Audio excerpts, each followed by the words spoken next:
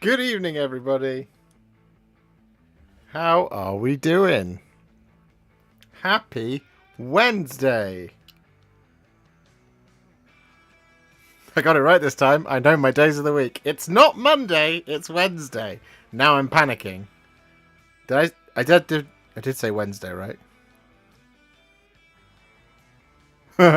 Anyway, today, everybody, it's Wednesday. It's our midweek stream. And, yeah. There was some pretty big news today from Games Workshop on the Warhammer community, which was pretty cool. There's lots of really cool stuff. So they talked about Spearhead, which we'll go and pull the article up in just a minute. But oh boy, there is a lot of stuff that's going to be in that box. But before we go anywhere, I have the YouTubey things to say. So, good evening to the Hobby Collab, the Tattooed Zoologist, Yamail Angmar, Travis Woodside, Procrastinator, Mark Watson, who's been a member for 33 months. An absolute legend of the community. Oliver Griffiths, Tronic47, Mr. Nuddy, Madison, Alaric, Gavin, Alucard, Mini Painting Dad, Cameron, Captain Manrings, James Matthias, Linus, Chris Bailey, Rock Golem, Colonel, Diogo, Abdul, Causal Kraken, Wildedy, Ryan Todd, Thomas, Ray Robbins, Tiago, Salinas, SR, Sam Nash. Mini Painting Dad has kicked off tonight's festivities with 5 of the finest Warhipster memberships. You absolute legend. Thank you very much, Mini Painting Dad. I very much appreciate that. That is awesome. You put us on 502. Now, we just need 198 to go, guys. If everyone became a member now, we would be well on the way. And as always, guys, Rugby Lock, good evening. Jungle Camper, good evening. Hello, Mr. Gwatkin Gaming. How are we doing out there? Guys, Age of Sigmar. What are they playing at, eh? I'm still convinced it's Friday. I'm trying to fix it, Travis. I'm trying to fix it. They made me send them a video of me demonstrating that it's not possible to gift on an iOS device, despite me saying to the contrary. Anyway, Hendrik, good evening. Mr. Gwatkin's Seraphon are on the way. Dahi, good evening. Philip Marks, good evening. Lord Inquisitor, good evening. I'm craving the Faction Focus articles. So excited to see them all. I am with you on that front. I cannot wait to see some Faction Focuses. I want to know how my armies are going to play. Does it mean there'll be 2 Stormcast Spearheads then if a new one's coming in the launch box? I would guess that is the case, Cameron. And that to me would also suggest that if there are going to be other Spearheads added to the various factions, that they will also continue to be valid. So some factions may even have 2 Spearheads with which to play. So, for those of you who don't know and haven't already seen the rules preview today, we're going to pull it up on the old screen, and we're going to look at it together, and we're going to get all excited. But before we do that, Monadir, I hope I said that right, 77 has become a member. Like an absolute boss. Thank you very much. You put us on 503. Legend. We're already 6 up. And we've only been live for 6 minutes. That's 1 member a minute.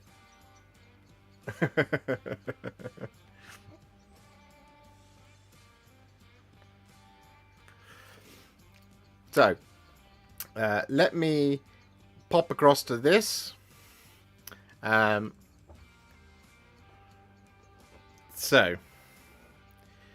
News for all of you. Things that you can expect to see coming very soon that we haven't already talked about on Monday. I have finished the Pyregeists. I just need to do their bases.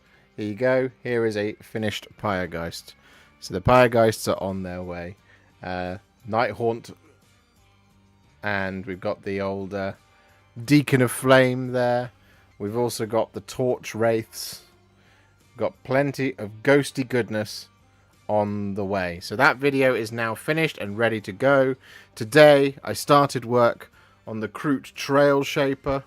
This lovely gentleman, I went for a slightly different look here. It's at the Warhipster battle ready stage, as you can see. It needs all of its highlights. That is something I will be doing later on tonight. So the new Kroot are on the way as well.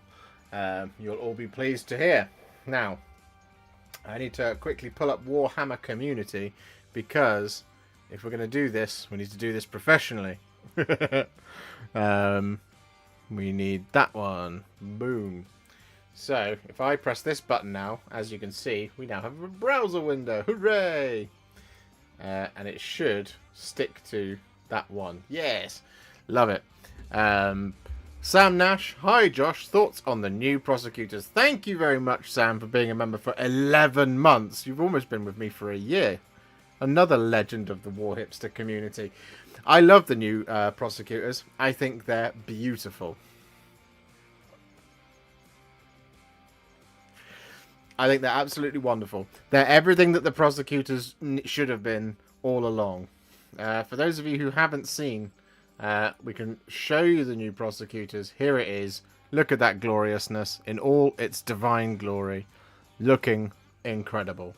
We have all three of the ones that I'm presuming will be in the launch box. Now, at this point, guys, what we've seen so far for the Stormcast is we've seen prosecutors, all three of these loveliness.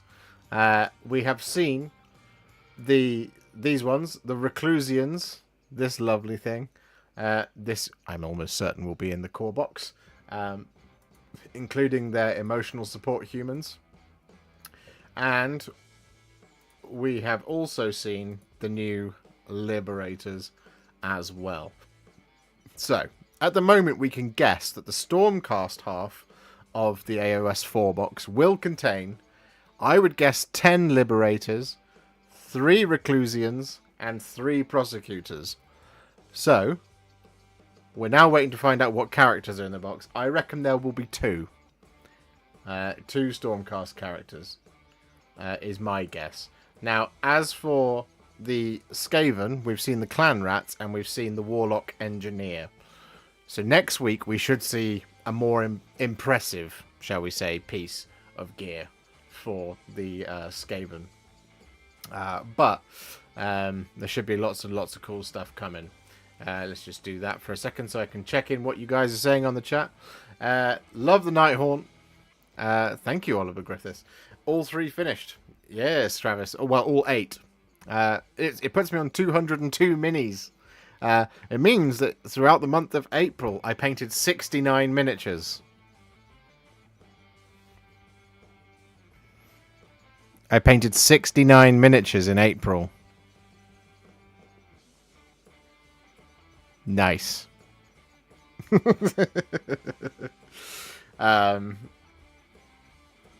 And that, coincidentally, is the goal for the like counter that we're after today. So if you've got a like to donate to the stream, please do. It really is a massive help, and it's free. It's free to donate a like to the stream. Just click the like button, and it means more people will come and subscribe to the channel, and that will make me very happy. And if you don't want to make me happy, then cool, I guess.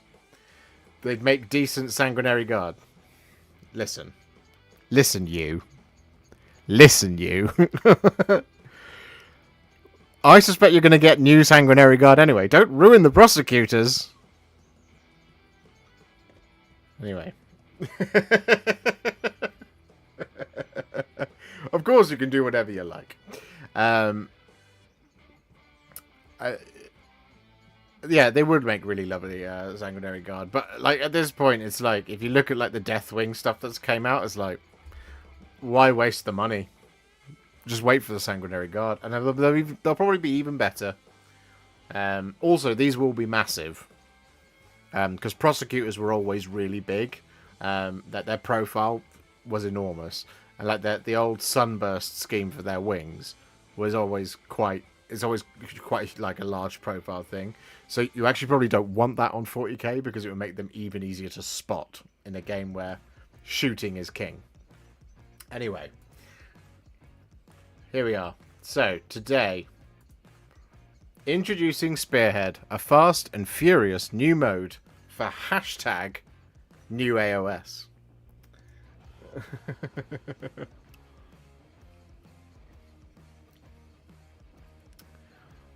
I know, I did, yeah.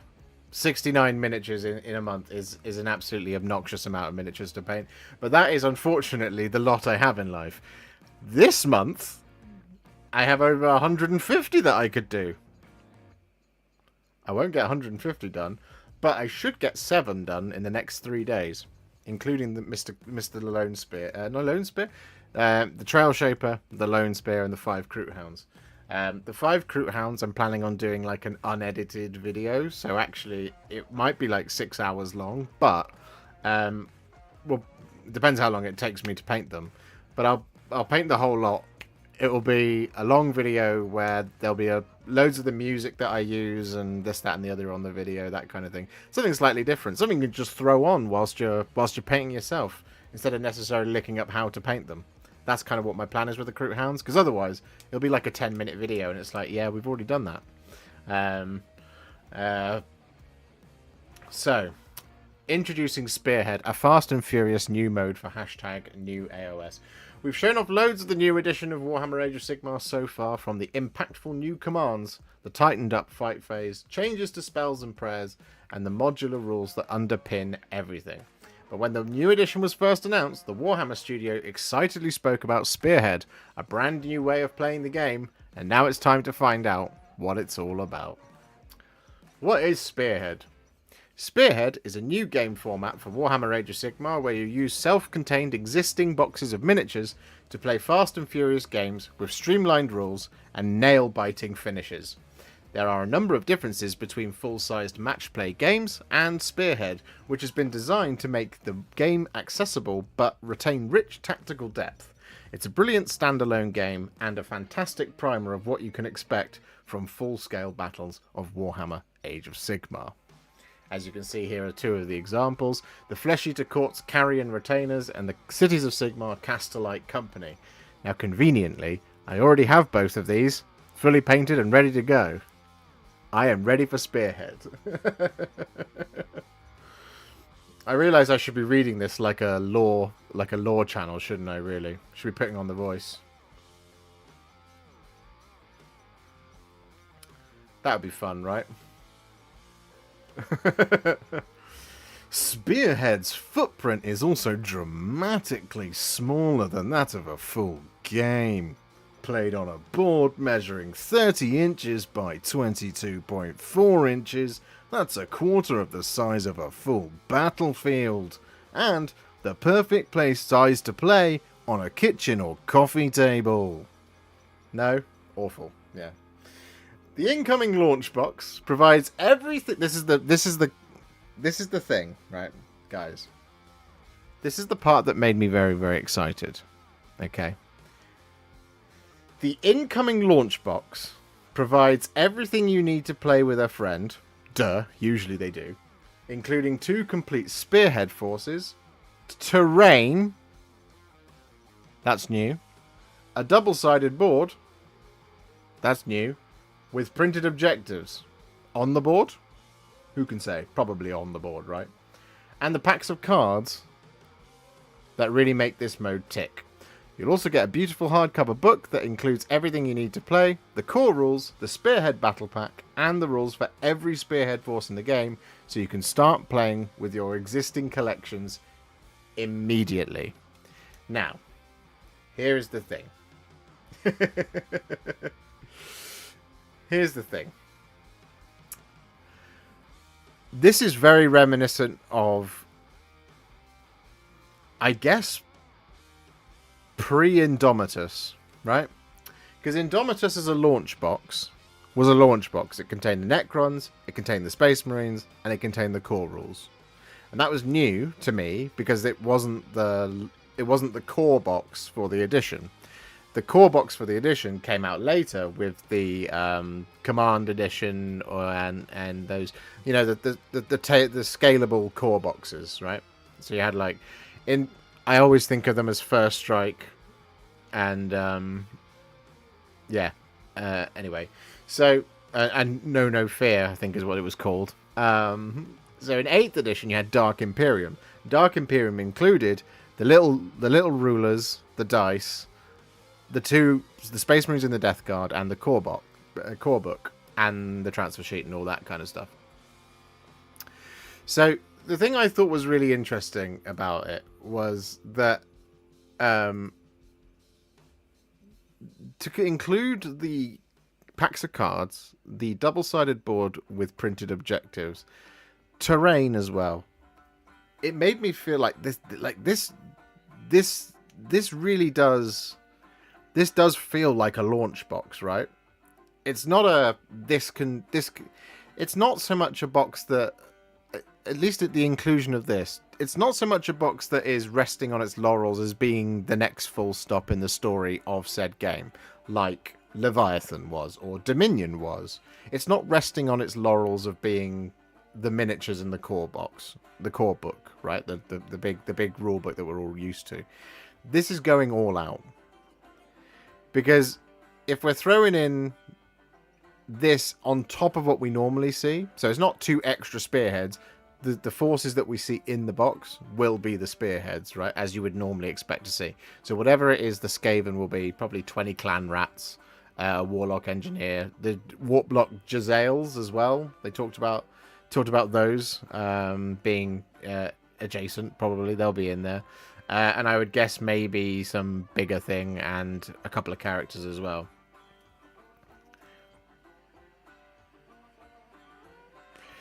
So if this is Sigmar,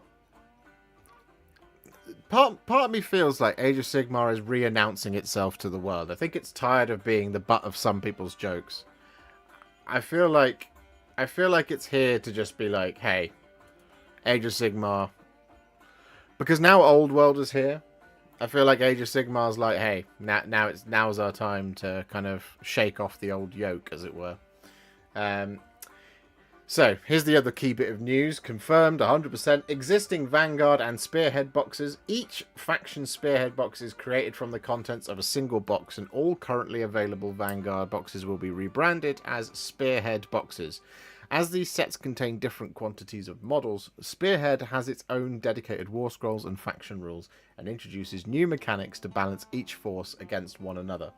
The Warhammer Studios put tremendous effort into this balance, and as a result, every game you play comes down to a knife edge. Now, I know what you're thinking. Games Workshop can't balance a game to save its life. You take that with a pinch of salt. You don't need to tell me. You don't need to get mad at me for saying that. And again, this whole bit, take it with a pinch of salt, although I am inclined to believe them. Doesn't mean it necessarily is balanced, it just means that is something that they've done. This is one of the most play-tested games we've ever produced by virtue of how quick it is to play and how much fun we were all having with it. Explains Ben, product developer for Age of Sigmar. Once you know how to play, you can get through a game during a lunch break. The whole Warhammer studio was so enthused about it, we had a chart up on the wall listing which factions had played against which other factions and how many times. People couldn't get enough. We've run 2 huge leagues so far, so we had lots of data to work with. That's encouraging. With some Spearhead boxes containing elite units and monsters and others packed with quintessential troops and foot heroes, balance is established in a number of ways.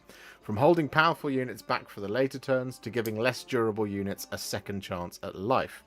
Units in Spearhead forces with the reinforcements keyword can return to the battlefield after they've been destroyed by using the Call for Reinforcements ability. You can set up a fresh unit in friendly territory, providing you with a way to reposition and resurge in future turns. Reinforcements, as you can see. Some units have the reinforcements keyword. These units can be brought back to the battlefield after being destroyed as replacement units. If any of your units have the reinforcements keyword, you can use the following ability. Once per turn, in your movement phase, call for reinforcements. Declare, pick a friendly reinforcements unit that has been destroyed. Effect, set up an identical replacement unit on the battlefield, wholly within friendly territory, wholly within 6 inches of the battlefield edge, and not in combat. Each reinforcements unit can only be replaced once. Replacement units cannot themselves be replaced. Makes sense to me. Units with the reinforcements keyword have this icon in the top right corner of their war scrolls for ease of use. Now, before we get to that, because it is, oh, in fact, we can just go down. So you can see down here, you have the little arrow on the red shield up here. That's really good because it's very easy to miss that right down here in the keywords it says reinforcements. You see what I mean? I like that it's signposted twice on this war scroll. I think that's really neat. Anyway, to balance it, again, like they say, Yndrasta's Spearhead, for example, features the God King Sigmar's Prime Hunter and a trio of hefty annihilators, because should be an absolute weapon, right? But the Lightning Strike arrival ability keeps them off the board until the penultimate battle round. This means that your Vanquishers, Night Vexilla, and Storm Strike Chariot need to hold ground until the damage dealers can arrive to turn the tables. So, Yndrasta's Spearhead, Scions of the Storm. Yndrasta and your Annihilators unit are not set up during the deployment phase. Instead, from the third battle round onwards, they can use the following ability. And there's only 4 turns in Spearhead. So, Lightning Strike Arrival, set up this unit anywhere on the battlefield more than 6 inches from all enemy units. So it's going to be a heck of a swing. But, if you're able to kind of overwhelm the positions for your opponent, so you're able to overwhelm the Storm Strike Chariot, the Vanquishers and the Vexilla, you should have control of the board by then. So the counter punch will be devastating, hopefully, but it won't necessarily be the end of all days. Whereas this type of thing starting on the battlefield against certain spearheads and vanguard detachments, you would be like, hey, this isn't fair. Why is it you get that and I get this, for example? So I think that's really good. I think that's really I think it's just one example of balancing. Obviously, it's really hard to difficult to balance a game like this where there's 20 plus factions. We shall see. They've only shown us 2. So as you can see, War Scrolls in Spearhead War Scrolls are slightly simplified, but designed to feel similar to War Scrolls in the full game. The Spearhead Battle Pack doesn't use advanced rules modules, so it doesn't involve special rules for command models or advanced magic, but it does introduce many of the advanced concepts through abilities and cards. So this is what I really like here. Your warriors almost always share the same characteristic and base weapon profile, so you get used to using your warriors as their full Age of Sigmar equivalents, but the War Scrolls have all been adjusted to work properly at this scale. For instance, the clan rats below are vile verminous hordes who will swarm the Spearhead board in full Warhammer Age of Sigmar games. They'll lose the reinforcements keyword, but gain command group benefits and the crit auto wound ability, making them even more ferocious. So as you can see, things like the crit auto wound thing is not present here, which I really like, because there are some units that inherently have an advantage over another, right? And that's the way these games work, and the way games should work. For example, in the oldest tabletop war game of chess, the way chess pieces move is an inherent advantage over ones that cannot move in that way, right? In terms of like escaping a bishop with a knight, you've got the L-shaped movement. It means you can get out of the way of the diagonal movement of the bishop. In this, if you have a unit of 5, if you have a unit, for example, of 5 Vindictors and a unit of 5 Chaos Warriors, and the Vindictors do mortal wounds on 6s and the Chaos Warriors do not, there is an inherent advantage there for the Vindictors, right? Even though they should be reasonably well balanced, if you see what I mean. The Disc Riding Magister demonstrates how magic is simplified in Spearhead. In full Warhammer Age of Sigmar games, the Bolt of Tzeentch spell is part of a spell lore you can choose for your army. Here it's tweaked to fit Spearhead and turned into a simple ability, much like I think is more familiar for 40k fans now from 10th edition. So if you're a 10th edition vet, this should feel more familiar as you move into this. Of course, if you're a 40k vet, you'll be like, well, I completely get the psychic phase and the magic and choosing magic. What are you talking about, Josh? You're an idiot. I'm not an idiot. Don't treat me like one. Which is absolutely fair. I'm sorry. I'm not meaning to treat you like an idiot, but if you're very familiar with 10th edition and you have like psychic abilities on your war scroll, on your datasheet, this should feel more familiar, right? Rather than it being a picked magical power. Also means that when battle tomes and stuff come out, you don't go, hang on, Infernal Gateway is really strong, it'll absolutely annihilate people in Spearhead. Nope, it's here on the war scroll. So Bolt of Change, pick a visible enemy unit within 18 inches of this unit to be the target, then make a casting roll of 2d6. On a 6+, inflict d3 mortal damage on the target. If any models are slain by this ability, you can pick a friendly Zangor's unit wholly within 18 inches of this unit and return one slain model to that Zangor's unit. It's there on the war scroll. It's not going to be kept separate, which I really like. I think that's fantastic.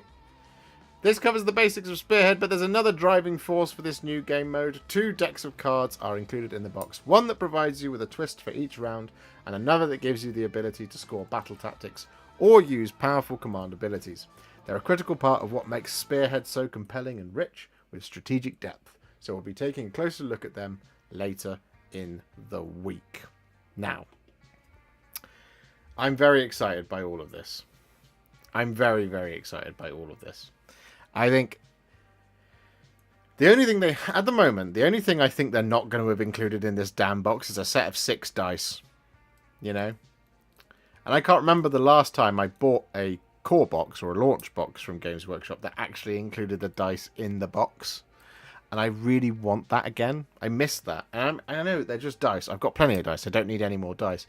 But from my perspective, it's like, hey, it's nice to have the thing self-contained. You see what I mean? So like Indomitus didn't have them, Leviathan didn't have them, Dominion didn't have them. Didn't have dice. Didn't have the rulers either, the little flappy rulers. So in terms of buying those core boxes, I really just want to see things like that come back. Because I think it's a value add. It doesn't cost them very much, and it's just a nice to have in the boxes. Especially, I don't know if anybody here bought Dark Imperium, but they had those really nice those little square red dice, which are great. They were really good dice. It was really good.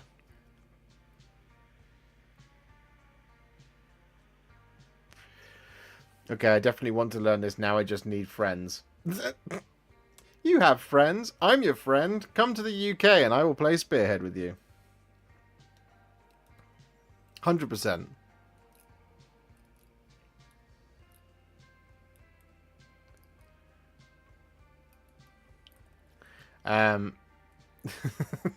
The rubber squig dice. I never saw those. The ones I always thought were the worst dice they ever made were the Death Guard ones. The ones that are hollow and have got they've got the one, they're just impossible to read, but also they're green and they've got the yellow like foam pushing out of what is supposed to be the dice value in terms of little kind of, I guess, boils and stuff. They're so bad. They're so light that they don't roll. You throw them and they just land and they skid.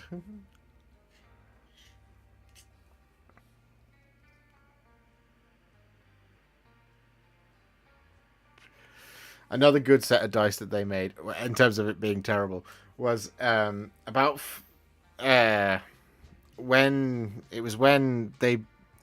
Eldar Codex came out, I think, in 8th edition. And they had all the Striking Scorpion dice and the Howling Banshees dice and all that kind of thing. Some of those were so impossible to read. It just didn't make any sense.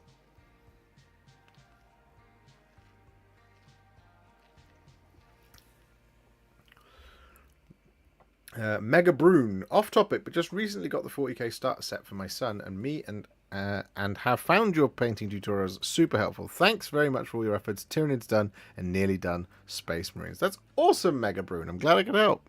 Are you and your son enjoying it? Good evening, everyone. How are you all doing? I'm doing very well, Lord Commander Joe. How are you? And good evening, Ricky. You're never late. You're always just on time. Always just on time. So I'm just gonna pull up there. So they mentioned something else that was in the. Oh yeah. So the other thing I think that is important to talk about here tonight, in terms of the value add proposition of this box, and this is where, like, you know, depending, I've said this in the description. It depends on the price of this box. But if we just quickly pop back to this, here's how battle packs, battle plans, and the General's Handbook work in #new Age of Sigmar. Warlords issue tactical commands to their warlords, blah blah blah blah blah. Fine. Before playing any game of Warhammer Age of Sigmar, you'll pick a battle pack, Spearhead, Path to Glory, Match Play, etc. This will tell you which advanced rules modules you're using, and provides a selection of missions known as battle plans. Sometimes other modifiers on top of them. The First Blood battle pack is in the core rules for the new edition and uses all the advanced rules modules found therein. So that will be the typical thing you would find in your main core book for an edition. It will be the standard battle plans that you have there. However, the thing I think I wanted to pull up in here is match play tournaments use the framework presented by the General's Handbook, and it's a great way of standardizing. Oh no, this is it. It's this right here. First Blood is a fantastic framework for your first forays into matched play games and an excellent tool for easy and balanced pickup games. But if you're after a knottier tactical challenge or want to start testing your mettle for tournaments, you'll want to play games with the General's Handbook, the first of which comes in the upcoming launch set. For the first time ever, all of your battle plans, battle tactics, and the 2024-2025 season rules will be included in the launch set. So you'll have everything you need to start playing matched play games right away. Let's find out what they look like. Now, we don't need to find out exactly what they look like. We can read through the rest of the article if that's something that you guys want. But let's just take a quick checklist, shall we, here. At the moment, what they have told us is that Age of Sigmar, right, the core box, the launch box that's coming, I guess, end of June, beginning of July, sometime around there. They have told us that is going to include the new Stormcast Eternals Spearhead. That is going to include the new Skaven Spearhead. Now, Spearheads obviously range in different sizes. You've got everything from, like, the Soulblight Gravelord's Spearhead, which has 20 skeletons, 3 Vargheists, 5 Blood Knights, and a Vampire Lord in it, which is 25, 28, 29 miniatures. I would guess that we're going to have similar thing here. Usually these boxes have around 50, possibly 60 miniatures, right? My guess is we're going to probably sit around 50, maybe 55. I'm going to go. So at the moment, if we're checklisting, we've got 55 miniatures, right? We've got our core book. That's cool. We've also got some terrain, whatever that looks like. Is it going to be plastic? Is it going to be card? Who knows? We don't know. But we've got some terrain. We've also got a little double-sided mat with which to play our Spearhead games. We've also got the Spearhead rules for playing Spearhead, as well as the faction rules for every Spearhead faction and box that we've got so far. And we've got the core book. I don't know if I've already said that. But we've also got the General's Handbook in there as well.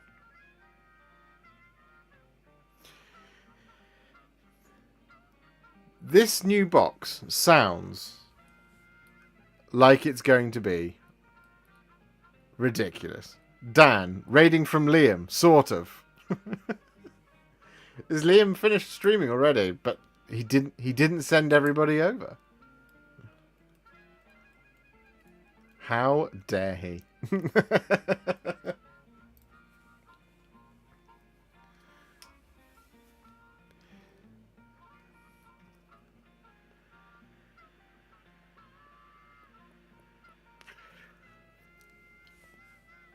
Well, Selena says, I use all your painting tutorials for my 3 armies that I've got for 40k. Just wondering when you're going to paint the Pioneers of the Votan in your custom scheme. Just love that scheme. I will get to them. Maybe I'll do them this month. Who knows? Hello, Star Pilot. Good evening, Gaz. You're the only one who came across. Dan, you're the best then. Mega Brune has given us our first super chat of the evening for $4.99. Thanks for the help for the new PC. Thanks again for your helpful videos. You're a legend. Thank you very much, Mega Brune. That puts us... We now no longer have one of the holy numbers. or unholy numbers. So yeah, the new core box. I honestly like this. All depends upon price. Oh, I forgot to mention as well. There's the cards for Spearhead in the box. Again, usually unheard of in these boxes. I know I've only got a sample size of 3, because if we go back further, you know, the ones I can remember at least, you know, there was Battle for Macragge, Dark Vengeance, Dark Imperium. Those boxes had dice and stuff in them, and they also had the red whipping sticks. But we shall see. We shall see what happens, right? Because at the moment, depending on how expensive this box is, if it is the same as it has been recent times, somewhere in the region of £120 to £150 or whatever it has been for like Leviathan or Dominion in your local areas. I don't know the amount in dollars. I can only apologize. I don't know it. If it is the case that it costs as much as these boxes have normally, this box is going to be ridiculous and insane. And StarPilot94 has gifted 10 memberships. Thank you very much, Starpilot. That is incredible. You are wonderful. I love you. You're the best. We're on 513 now. We've had 16 new members today. So who wants to just slap down a fat 50? We're also over at 100 likes. It's the first time that's happened, I think, in the first half an hour of a stream. So that's incredible. We've also got 215 people watching. This might be a record of a Wednesday stream. That's amazing. You guys are the best. I love you.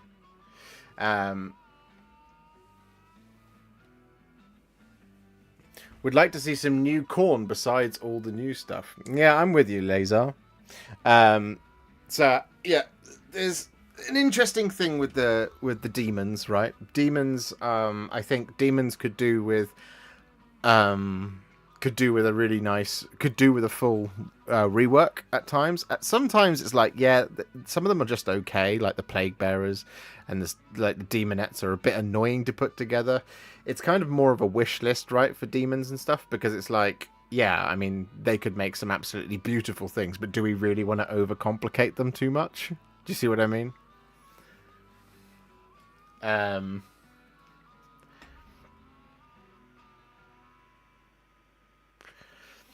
Lugubrious Crumhorn has gifted 20 memberships. Oh my goodness. Are we going for a big one tonight? Thank you very much, Lugubrious Crumhorn. You're the best, I love you. And Dai has gifted 25 of the finest Warhipster memberships as well. Oh my goodness me. What are you guys doing? What are you up to?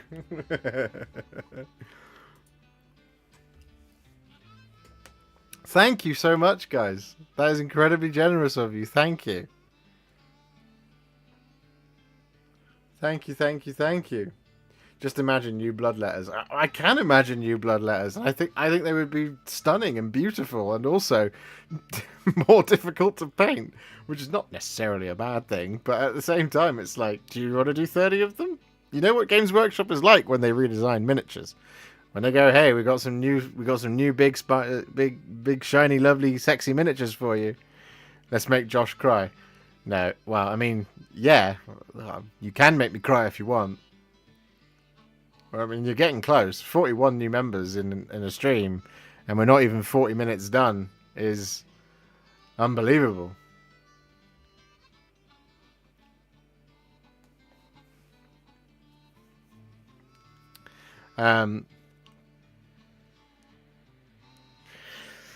Hey, Nurgle Nerd, anything special going on with the new box? Yeah, so the new box is going to be including the Spearhead rules, some terrain, a double-sided map, the cards, and the faction rules for every faction for Spearhead, and that's in the launch box.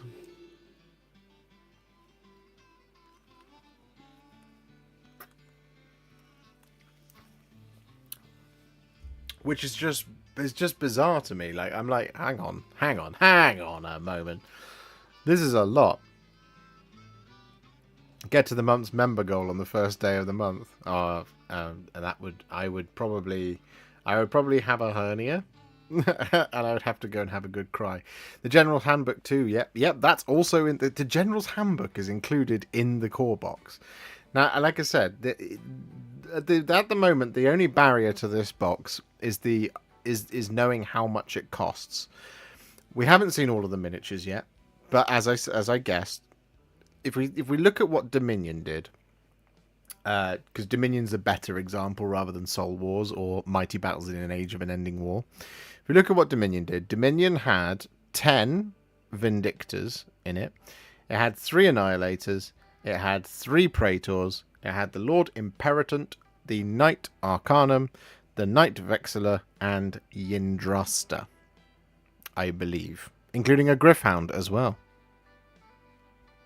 I think you should go for the cry over the hernia. No, I agree. I would always much rather have a cry than a hernia. I get overwhelmed with jealousy. Not jealousy. I get overwhelmed with generosity, as we've covered before. I do not feel like I am worthy, but I'm trying to be better at that. Because you guys are the best, and you support me, and that's incredible and ridiculous and wonderful and beautiful and the best thing in the world, and I couldn't hope for anything more. What was I saying? Yeah. Okay. So yeah, Dominion had, like we said, the 10 Vindictors, the 3 Annihilators, 3 Praetors, and the 4 characters. Was it 4? Yeah, 4 characters and a Gryph-hound. So what's that? 3, 6, 10, 11, 21. 21 Stormcast miniatures. We then had, if I can remember correctly, for the Cruel Boys, we had 20 Hobgrot Slitters, not Splitters, 20 Hobgrot Slitters, 10 Gut Rippers, 3 Man Skewer Bolt Boys, Killer Boss on Great Gnashtooth, Killer Boss with Stab Grot, Swamp Caller Shaman with Pot Grot, and the Belcher Banner, Merknob with the Belcher Banner. I think that's everything. So that's what, 20, 30, 3, 4, 5, 6, 7, 8, 9, 39 plus 50. Yeah, so it's over 60 miniatures, right? So I would guess, if I was to throw out a guess based on that, I would say 20 Clan Rats, 10 Storm Vermin, 3 Warplock Jezzails, a Skaven on a mount of some kind, and then a couple, and the Warlock Engineer, and probably another character. AoS, I would imagine that there will be some form of Lord Celestant in there. Maybe even a Lord Relictor. Just like the old days. So the Rattling Gun, yeah, there was that thing as well. So I can't remember what that was called. So I reckon there will be about 50, 55. I'm going to go for 50. No, I'm going to go for 56. 56 miniatures in the box, which can be divided into 2 spearheads, probably each roughly working out to about 1,000 points of either side of Stormcast or thingy. That is what my guess would be. Why not 69? If they put 69 miniatures in that box, then it will be preordained.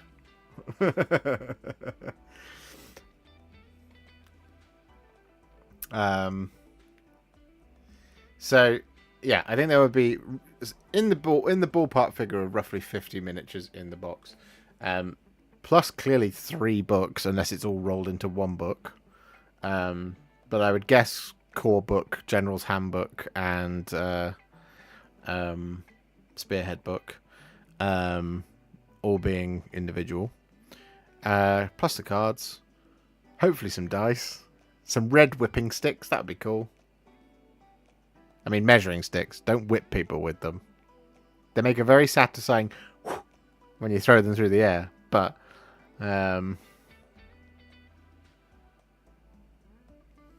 we shall see.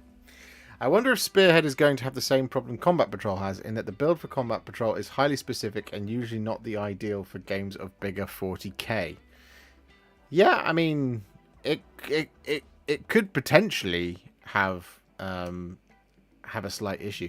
The only thing I think that where Age of Sigmar and 40k differ at this point is there are some factions that just don't really want to use anything that's in their combat patrol, but it's a fluffy combat patrol for their army, right? So when you think of things like, I mean, there was the combat patrol for the Blood Angels, right? And there's no close combat in it.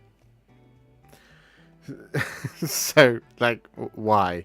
And if I think of like the old Dark Angels one, which had a chaplain, some Inceptors with plasma, which were great, 5 intercessors and a dreadnought with plasma. It's like, yeah, this is great, but I want to use Deathwing Knights.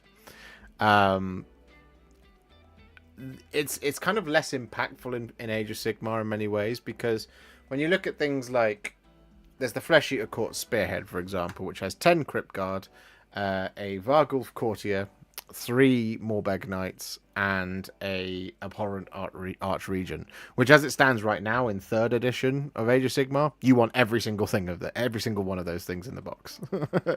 You definitely want that, because they're all very, very good.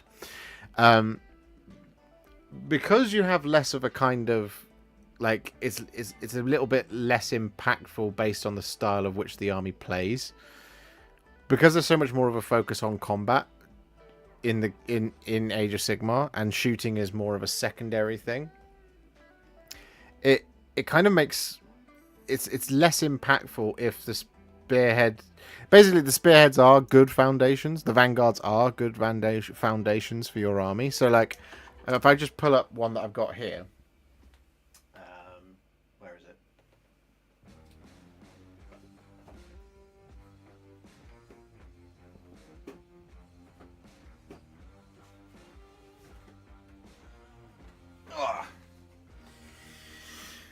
So this one right here, Vanguard Lumineth Realm Lords, like that. So 10 Sentinels, 10 Wardens, 5 Blade Lords, and a Cenari Cathalar. Now the only thing in this box that I wouldn't necessarily choose for my army is probably the Cathalar. I would probably want like a Law Seeker or something, because I prefer the model, right? The Cathalar's lovely, but I just prefer it's not my favorite of the Lumineth heroes. So, but otherwise, this box is a really good foundation for a Lumineth army. Also, it's just really fluffy. 10 archers standing behind 10 spearmen. It's about as Lord of the Rings as it gets. As an example. And of course, there are, in 3rd edition, I think there has been, there are builds of things where it's like, wouldn't a Bannerlord be good for that box? A Bannerlord would be excellent for that box. That is a good point, Wargunner 28. Yep, Captain Mannings, I bought that box. I have a plan. I have a plan for that Vanguard box. If I have time, I'm going to paint the whole thing, and I'm going to do it inspired by the ancient Lothern Sea Guard. So lots of blues and silvers, less of the white and cream and gold. I want to do it more like the legends of Ulthwam, the High Elves of old. It'll be a how I paint, not how to paint, like with my Sylvaneth. How many Vanguard boxes do you have? So, Thomas, this is what we're going to be working on in the next couple of weeks.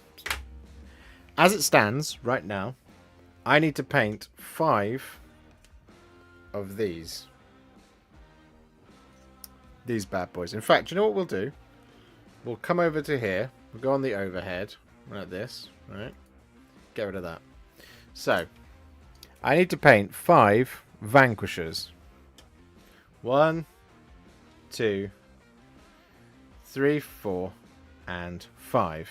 Now, as you already know, if you followed the channel for a while, we did a clearing the backlog for my Hammers of Sigmar, in which I painted the other 5 of these. If I finish these, plus my Indraster, there's already a video on it, Stormstrike Chariot, and my Annihilators from the Celestial Vindicators, and my Knight Vexillor from the Celestial Vindicators, that is me, all good to go, with Stormcast Spearhead.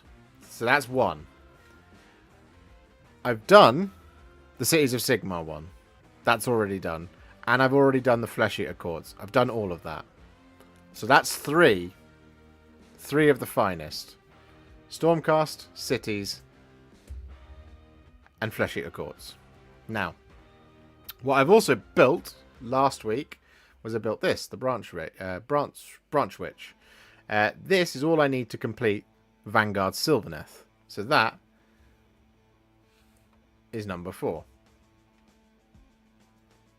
The box won't have the Stormcast Spearhead available right now, right? No, it will, Chris.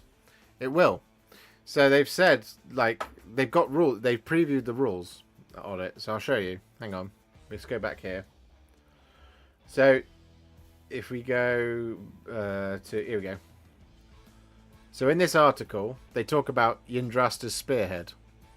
So that must be in the box. As in the rules for that must be in the box, which means that one plus whatever the one is in the core box will both be valid for the Stormcast. So Stormcast will have 2, Skaven will have 1, and I would probably guess that most of the others, their Vanguard boxes will either become, they're all going to become Spearheads, but the others might get more as the edition moves on. So it might be that by the end of it, everybody has 2. So, where were we? Yes, Stormcast, we have that one. We have Sylvaneth, we have that one. We also have the Cities of Sigmar, and we also have the Flesh Eater Courts. Alright, so I've got 4. On Monday, I built this guy. The Beast Skewer Killbow. This will give me Spearhead, or Vanguard, Orc Warclans. So, that's 5. Earlier this week, I purchased a Chaos Chariot and a Chaos Lord. So that's the Slaves to Darkness one. That's 6. I only need to paint Spoilpox Scrivener. And that will be the Maggotkin of Nurgle. So that's 7.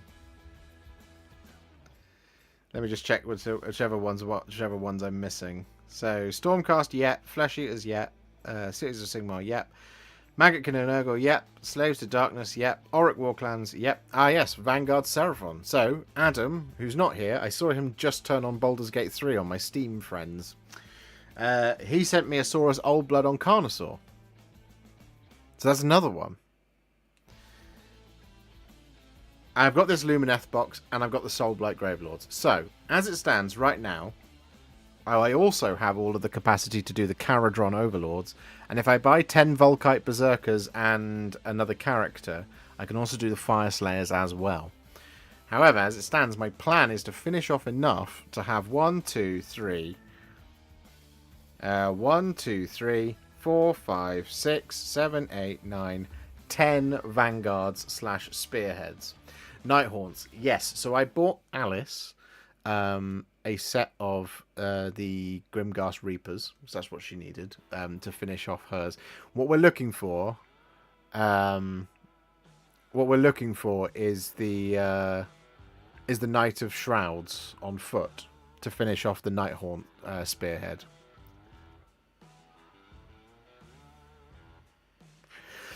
Ventress Dark, thank you very much for becoming a member. You absolute hero. That is very, very kind of you. We're on 539, guys. So, if we can get 30 memberships, if we get 30 new members, 30 gifted, we'll be on 569. Who wants to get me to that wonderful number? So we can all have a good laugh.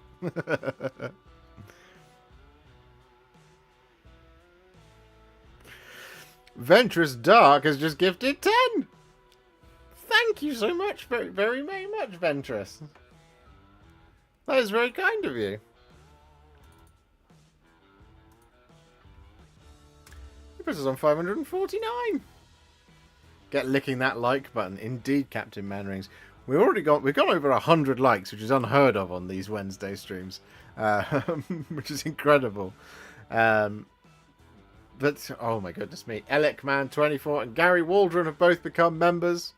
Thank you very much. What is going on? No. I can't count. Thank you very much. Juan, I got inspired by you, Warhipster. Got back on track with Grey Tide thanks to your awesome work. Oh, you're very, very kind, Juan. That's very kind of you. Let me try that again. It's very, very kind of you, Juan. I very much appreciate that. I'm glad I could help. I'm glad you're enjoying it. Welcome back. So is all this what you're planning on painting in May, good sir? Yes. Well, not all of this. This is just a fraction. So, we got this guy, so this guy and this guy. 5 of these. These 5. This. So at the moment, this is just. So this will finish off 1, 2, 3, 4 of the Vanguard / Spearheads. I've got the Chaos Lord and the Chaos Chariot downstairs. I will build and paint them as well. That finishes them off. And then it's a case of doing the old Blood on Carnosaur as well. Then we got a bunch of stuff finished off. Once I've done the bits and pieces, I will then do, if I can, the Lumineth and the Soulblight Gravelords ones as well.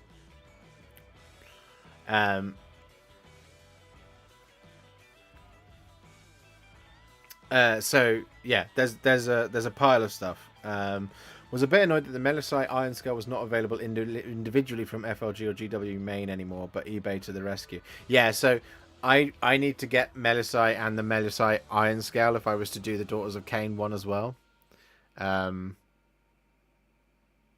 Yeah, there's a lot there. Yeah, because I'd love to have all of them.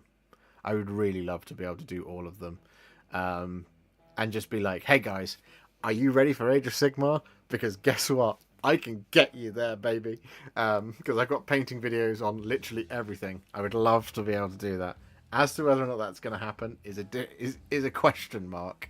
So it's things like, for example, the Disciples of Tzeentch one. I have most of it. I just don't have the Magister on disc, and I need to buy the Magister on disc and one other thing from that box. The Bloodbound, Blades of Khorne. I don't have any of it, so it's like Ideneth, I don't have any of it, so it's like buy all of them individually. I'm gonna see how it goes this month, but there's gonna be you have no idea.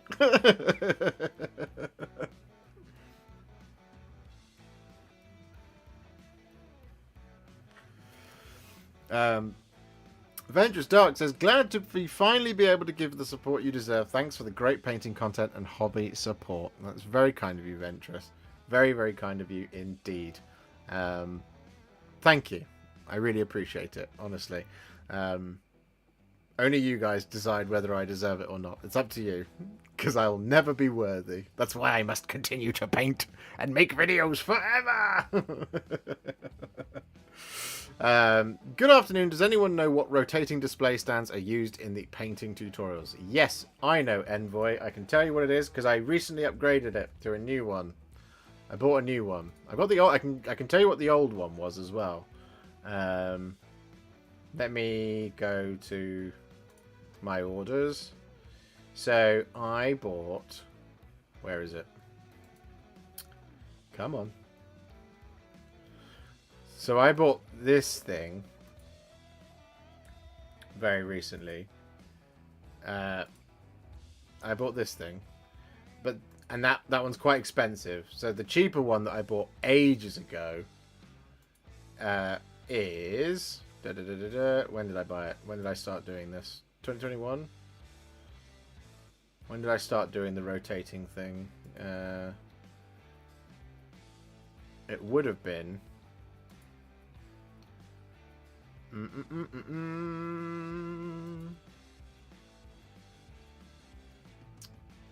Surely it was earlier than that. Yeah, it was. It would have been. I'll get there in a minute. Talk amongst yourselves.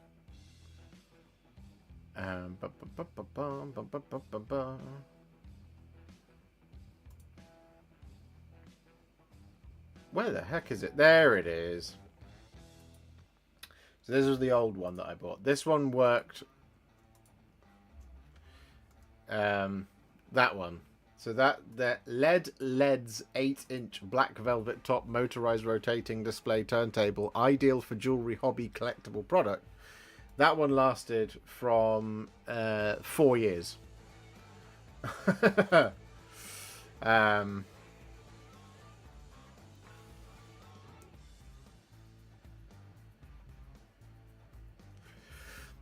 are you able to work on painting / streaming full time? I am indeed, Mark. This is what I do for a living. This is my job. I make content all day, every day. I am very lucky that I'm able to do that. I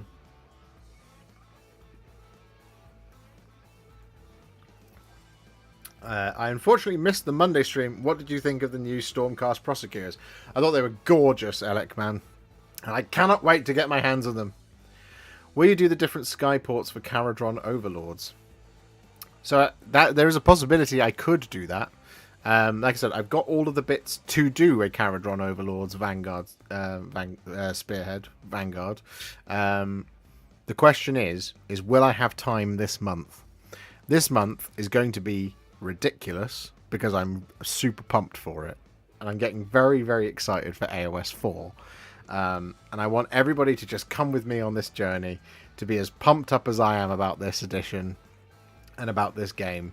And so if you do then end up getting into it, you'll go, oh, do you know what? I'll buy that one. I'll buy that Vanguard set. I wonder if Josh has got videos on that. Hey, guess what? Yes, I do.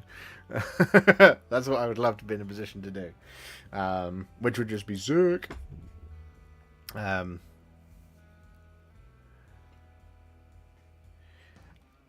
Oh, Alaric, you have the Knight of Shrouds on foot in among all the Nighthorn I have never used or painted. He's built, but he's yours if you want him. That's incredibly generous of you, Alaric. Could you send it to me? Could you email me or message me, and I'll check that Alice hasn't found one and bought one. If she's watching, she'll clarify. How do you feel about the new rules around endless spells and terrain? That is a great question, James. We should talk about that live. Because I feel really good about them. So, where is it? There it is. So we pop back to this screen. And then throw that on. So, I really like the new rules for faction terrain manifestations and all that kind of thing. I think this is great. I think it's a fantastic way of just mixing things up, but also making the game far more interactive, right? So for those of you who don't know, endless spells are something that I thought was going to happen in 40k. I thought they were going to do like warp artifacts or things like that. I thought they were going to do that sort of thing. They then didn't do it. But what we do have is we have endless spells, which are functionally a model that represents a big magic spell that hangs about and has an effect until it is dispelled, currently in 3rd edition of Age of Sigmar. However, they're changing things up in AoS 4, and I think this is a better way of doing it because it makes it far more interactive. So, one of the core design philosophies behind this latest edition of Warhammer Age of Sigmar is to have fewer separate systems to learn, but more tactical choices available within each system, which is spot on. This has had a particularly big impact on endless spells and invocations, collectively referred to as manifestations, as well as faction terrain features.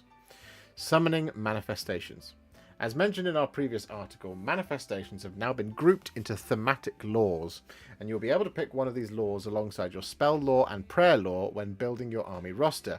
Each manifestation law provides spells or prayers which allow you to summon the manifestations in that law. Factions, which have their own unique manifestation law, can choose to pick that law for their army. Alternatively, any army, even those with a unique manifestation law, can pick one of the following universal manifestation laws. So they've grouped them together here, as you can see. Forbidden Power, with these 4 individual ones. The Morbid Conjuration, Suffocating Gravetide, Soul Snare Shackles, Malevolent Maelstrom, the Purple Sun of Shaiish, Ether Wrought Machineries, Quicksilver Swords, Chronomatic Cogs, Ether Void Pendulum, Primal Energy, Burning Head, Emerald Lifeswarm, Ravenak's Crushing Jaws, Twilight Sorceries, the Umbral Spell Portal, Geminids of Olgish, and the Prismatic Palisade, And then we have the Kronspine Incarnate. There it is. Lovely stuff. Interacting with manifestations. For the most part, manifestations now work in much the same way as units, which offers more counterplay than ever before. This is immediately apparent when you take a look at a manifestations war scroll. So Quicksilver Swords. Now before, the only way you could interact with these is if you could summon them, right? You paid points to bring them, and then you could summon them. Any wizard could summon them, and any wizard can also dispel them. But that was the only way. So if you didn't have any wizards or anything that had the ability to dispel things, you wouldn't be able to do anything about these things. So things like the Purple Sun of Shyish would turn up, and it would just go through your army, and there's nothing you could do about it. As you can see here, they've given them health or wounds. They've given them a save, a banishment roll of 7+, a move of 8 inches. Melee weapons. Quicksilver Blades. They have 12 attacks, 3+3+, rend 1, damage 1, crit mortal. Dancing Blades. Ward rolls cannot be made for damage points inflicted by this manifestation's attacks, which is fantastic. It also has a ward of 6+, which is cool. First thing you'll notice is that manifestation war scrolls resemble regular unit war scrolls far more than ever before. They can now move, charge, attack, take damage, and use abilities in much the same manner as units. So if you can't banish those Quicksilver Swords, you can send a monster to bat them down or a unit to shoot them from a safe distance, which is fantastic. Though similar to units, manifestations aren't exactly going to listen to commands from a nearby hero, and their shimmering magical nature leads to some key rules differences. Additionally, some manifestations, such as the Prismatic Palisade, have a move characteristic of dash, so don't threaten the movement of enemy units around them. All manifestations. Models can move through manifestations, but cannot end a move on them. Units can finish a charge move within half an inch of them, and they can be picked as the target of enemy abilities like shoot or fight. They can be damaged or destroyed, but don't count as a destroyed unit for battle tactics or abilities. They can only use core abilities or abilities on their war scroll. They cannot use commands or be affected by friendly abilities unless they are specifically affecting manifestations. They cannot contest or control objectives. Moving manifestations, you'll typically need to set up 9 inches away from them, and you will need to retreat to move out of combat. Typically cannot be set up within 9 inches of enemy units when summoned, and can't move in the movement phase after being set up. Static manifestations, you can ignore them when setting up units, you can end a move within 3 inches of them, and you can freely move away from them. Cannot use any abilities that involve moving, and typically have more freedom to place them when summoned. So, static manifestations, the example of being the Prismatic Palisade. It has 8 health, it's 4+ save, it has a banishment roll of 7+, but it has no move characteristic. The passive effect it has, this manifestation cannot be targeted by shooting attacks. In addition, a unit cannot be targeted by shooting attacks if it is impossible to draw a straight line from a model in the attacking unit to a model in the target unit without that line passing across this manifestation. Faction terrain features. The same logic that applies to manifestations also extends to faction terrain features like manifestations. These terrain features also have a health and save characteristic and can be targeted by enemy attacks such as a well-aimed cannonball to demolish them. So there you go. And then it does its own thing. It has 8 wounds or health, 3+ save, move, dash, control, dash. It cannot control objectives. Pick a friendly Fire Slayer's priest within this terrain features combat range to expend the power of the forge. Effect. Heal D3 each friendly Fire Slayer's unit on the battlefield. Once this ability has been used, this terrain feature cannot use the Molten Blessing ability for the rest of the battle. Molten Blessing is this one. That was a once per battle, as denoted by the yellowness here in the hero phase, and it says once per battle army. Molten Blessing, start of any turn. Pick a friendly Fire Slayer's priest within this terrain features combat range to be the target. The combat range is within 3 inches now. That's what they explained. Add 1 to chanting rolls for the target for the rest of the turn. In addition, the target can use the Unbind ability this turn as if it had Wizard. There you go. Then you have things like this. This is a really cool thing for the Sylvaneth, and I think it's going to make them absolutely bonkers. I hope. Of course, faction terrain is particularly important for some factions such as Sylvaneth. These factions now have new abilities to summon additional terrain features throughout the battle, such as the Sylvaneth's unlimited spell Tree Song. I don't know what an unlimited spell means, but I'm guessing it means you can do it multiple times. But there is a restriction within there. Pick a friendly Sylvaneth wizard to cast this spell, then make a casting roll of 2d6. If there are fewer than 3 friendly awakened wildwoods on the battlefield, you can set up an awakened wildwood wholly within 18 inches of the caster and more than 3 inches from all enemy units, objectives, and other terrain features. If there are already 3 friendly awakened wildwoods on the battlefield, heal 3 each friendly awakened wildwood, which is dope. All in all, manifestations and faction terrain features are now much more integrated into the core game mechanics and are involved in nearly every phase of the game. You'll also have more counterplay than ever to deal with these threats, instead of being restricted to just banishing them with your wizards or priests, which I think is absolutely ruddy bloody fantastic. I think it's great. I think it's a wonderful change. Because like I said, it just makes it way more interactive for those things. So you don't have to bank on... You don't have to take a wizard if all your wizards are bad. Do you have the malign spells painted? I gave them to Alice, and she has been painted them.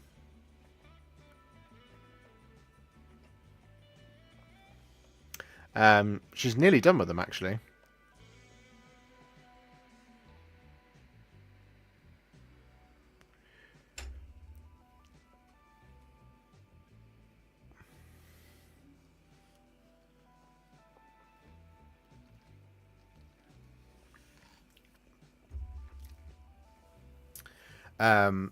I will get around to doing some endless spells because I've got some to do. So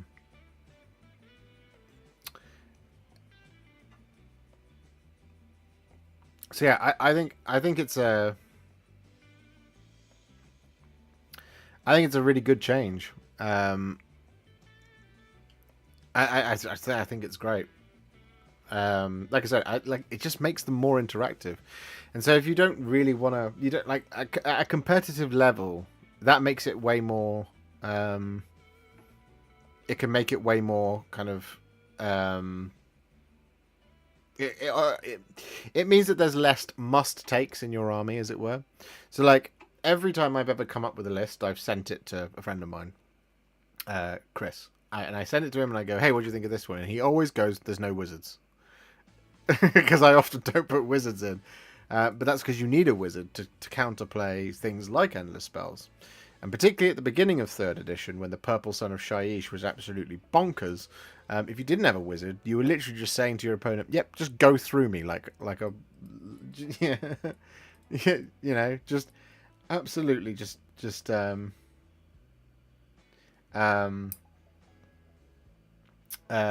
know, just like you can just obliterate half my army and there's nothing I can do about it." So it means that I've sometimes I have gone on, I need to throw in a wizard here at the expense of something I didn't necessarily want to leave out.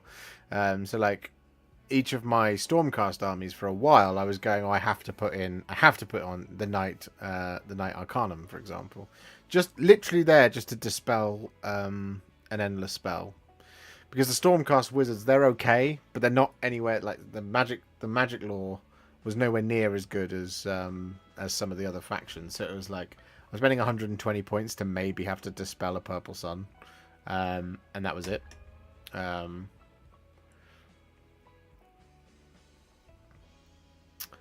My concern is specifically for terrain. If that wasn't clear enough, making endless spells and invocations killable is fine by me. Yeah, the interesting... I'm not sure about the terrain. I think there are... As long as the terrain isn't like... If the terrain adds a nice thing to your army, but doesn't necessarily become a full linchpin. Because again, if you think of... If you think of like the... If you think of the... If you think of some factions now where there are some where it's like, oh you absolutely have to have it, like Sylvaneth for example. If it is an absolute linchpin to the army, it honestly wouldn't surprise me if, like the Sylvaneth with the Wildwoods, there is an ability in there to put it back up. or to reconstruct it, or to heal it, or to do something like that. I'm sure they've thought about it. I'm hoping they've thought about it at least. If they're going to make it so that you can demolish terrain, and if the terrain is really important, like the Gloomtide shipwreck or whatever it's called, if that's really important to the IDNF and it is a super critical part of how they play, there must be a way to either reconjure it, or to rebuild it, or to heal it, or to replace it, or something. There must be things like that. I would guess. And so, like, whilst that the one that they used in there as an example, the shrine, what's it called? The Magmic Battleforge. Whilst that was good and useful, yeah, I can see how that could be important. And yeah, that would possibly be something that somebody might want to focus on. It does have a ward of 6+ as well. That was one thing I didn't point out in the keywords. So there's that. There is a little bit of extra survivability. And like I said, I'm sure that they've planned for it. I'm certain. The more and more I see about this edition, the more and more I think, obviously you take things with a bit of a pinch of salt. Obviously. You take things with a bit of a pinch of salt. You don't, I mean, you don't have to. You can just choose. You can choose endless optimism. You can. And, usually I do. But you never know, right?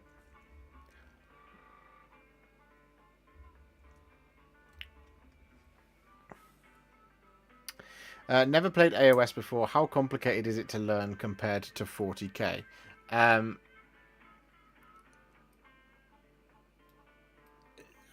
mean, it's easier, I would say. And if you've got a grounding in 40k, then you'll already understand how most of Age of Sigmar works. So you don't have to worry about things like in Age of Sigmar you don't have to learn how like damage tables, not damage tables. You don't have to learn about strength versus toughness. None of that's in there. The complexity levels are similar. Yeah, Cos says the complexity levels are similar. Yeah. If you understand one, then you'll understand the mechanics of the other. If you played... it's going to be... At this point, it's difficult to say because of AoS 4 being so close. Because they've designed... What they're saying is they've designed it in such a way to make it really easy to learn it. Because of the modular nature of the rules, right? So, at the moment, I would say, yeah, they're probably similar. There's no, for my part, there's no universal special rules, right? So everything's on the war scroll. So from that perspective, I find that easier to deal with. But we shall see. The big hurdle is realizing that the AoS is a melee game with some shooting, where 40k is the opposite. And if you go in with the same mindset, you're going to get tabled a lot. Well, exactly. It is a slightly different thing. Like the combat phase is where the game lives and dies. If Age of Sigmar ever swung way too much over to shooting, that would be the end of the game. I genuinely believe that. I wouldn't want to play it if it became a shooting game. It's all about the combat phase. It's why I play 40k with combat armies, because it's more fun.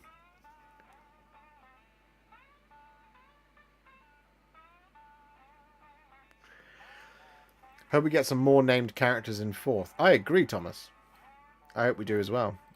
Might just try to get the starter box just to complete my Sigstodes army and play Skaven in AoS. Yeah, I mean, that's a good idea. Good evening, Mr. ADR Wargaming. How are you?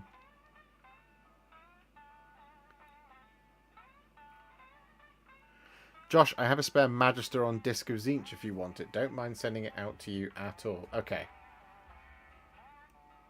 Okay, let me... Vanguard Disciples of Tzeentch.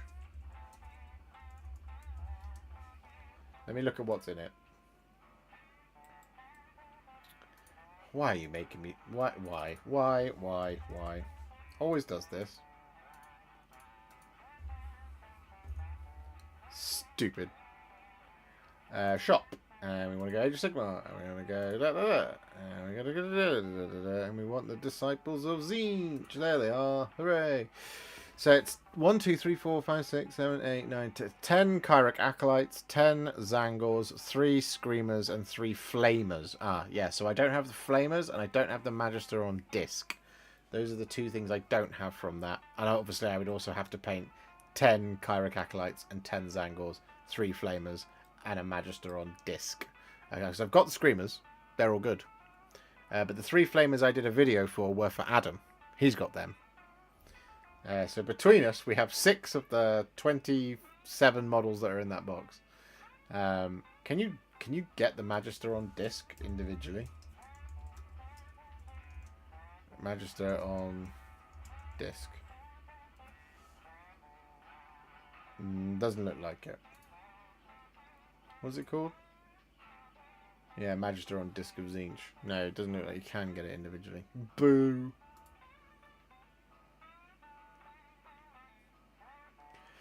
I thought for sure that it would be the Curseling that's in there. That's the new model.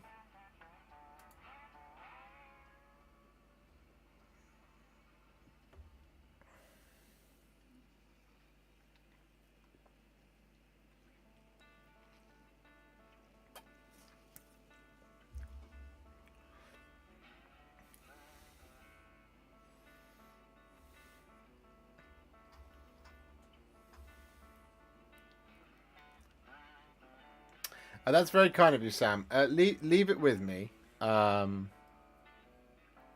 will...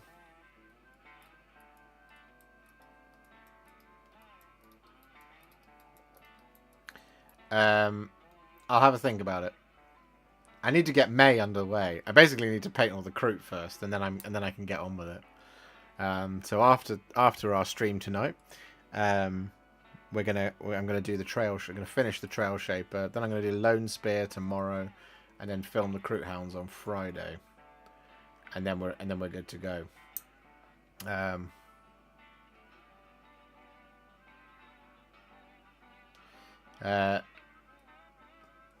I used your flamer tutorial when I painted mine, so I was surprised to hear you didn't have them at first. Yeah, no, I painted the 3 flamers for Adam.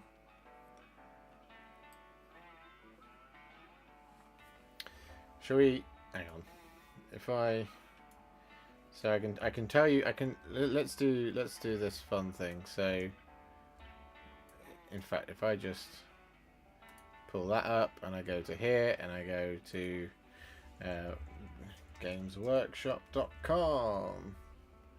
If we go back to this... Right, so... if we go shop, and we go Age of Sigmar, and we go start here. So... no, not that. That's Fury's Flamebreakers. Right, Caradron Overlords. So, I have these 10. I have him. I have these 3, the Endrin Riggers. Is that what they're called? I have an Arcanaut Admiral, an Arcanaut Frigate, 3 Endrin Riggers, and 10 Arcanaut Company Warriors. I have that. I could build that and paint that. Well, I think it's already built. I can't remember. But I could do Vanguard Caradron Overlords. Blades of Khorne, I have precisely none of this. So I'd have to just buy this box. That would make the most sense. So there we go. Slaves of Darkness, I have bought this and I have bought this from eBay. So the Lord and the Chariot, I've bought them both. So I'm good to go on that front. I just need to build them and paint them. And I asked Joe to send me the instructions because they sent them to me without the instructions. So that was fun. Vanguard Lumineth Realm Lords, as you know, I've bought it. I have it. It's here. Vanguard Disciples of Tzeentch. I don't have the Magister, don't have the Flamers, but I do have Kyric Acolytes and 10 Zangors. So I can do that one if I just get the Flamers and the Magister. Daughters of Cain, I have 10... Are they Witch Elves or Sisters of Slaughter? I do have 10 Witch Elves. I also have 5 Doomfire Warlocks. What I don't have is the... Bloods... Wait, what? I don't have the Melisite Iron Scale, and I don't have the Bloodstalkers. So I don't have this one or this one. I don't have any of the Snake Ladies. But we could get there. Vanguard Nighthaunt, that's Al. She's done all of the...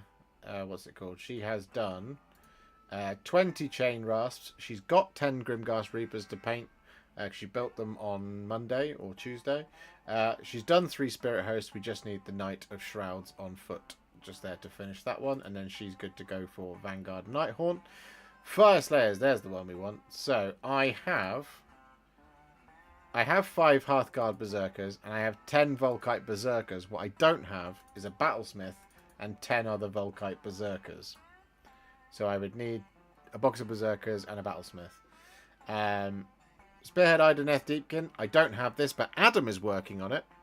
He's done the 10 infantry, but he's got the eels and the shark and the character to do. He's going to get them done. So at Warhipster Studios, we're nearly covering them all. I don't have this. I don't have any of the components to make the Spearhead Ogre Moor tribes. So that would be a completely brand new purchase. I do have the Rockgut Trogoths. I'm not sure about the rest of it. I think I have the Loon Boss. It is a Loon Boss, isn't it? Yeah.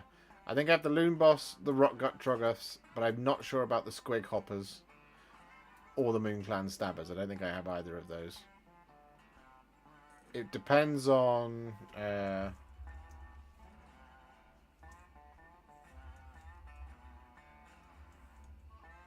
No. I can't remember the name of the Dawnbringers box. Soulblight Gravelords box, I have it. Ossiarch Bone Reapers, I don't have it. Spearhead, as you can see, Branch Witch, just need to do it. Paint that, and I've got that done. Flesh Eater Court's done. Stormcast Eternal's done. Auric Warclans, just need to do the Beast Skewer Killbow, and that's done. Head of Knights of Slaanesh, I have none of this, so I'd have to buy that one outright, and that's currently sold out online. And Spearhead Cities of Sigmar, I have done. So, and you can see all of that on the channel. It's all available for your perusal.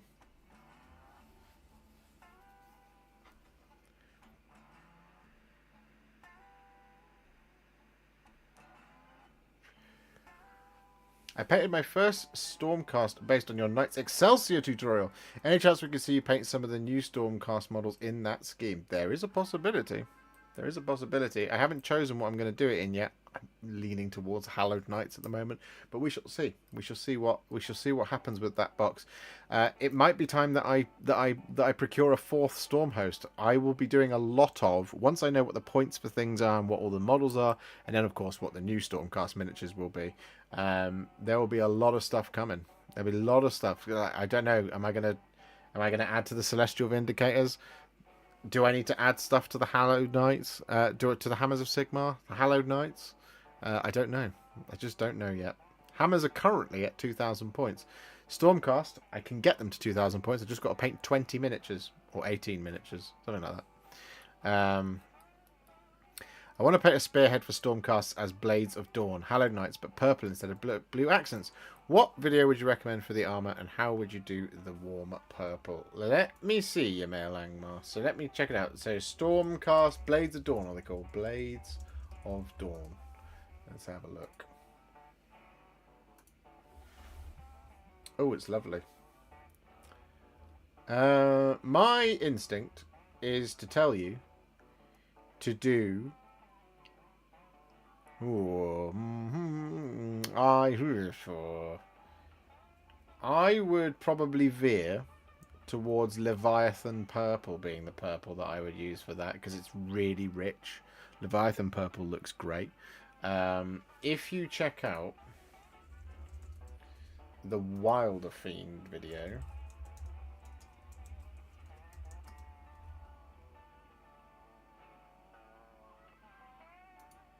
What?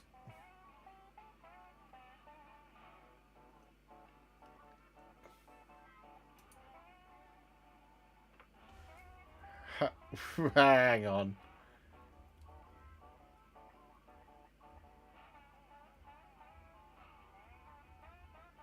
Yeah, it was Leviathan Purple I used. So Leviathan Purple it can be quite dark, but like it's a really rich purple. If you wanted something a little bit brighter, you could use Luxion Purple instead. One of the two, whichever is your preference. I now need to just check that I didn't forget to upload a. No, I did. So why did it come up? That's really strange. Unless it's because that's the. I guess that makes sense. Oh, okay. Yeah, never mind. But thank you very much, Yamal Angmar, for being a member for 13 months. You're an absolute hero. I have the squig hoppers from the bottle snatchers.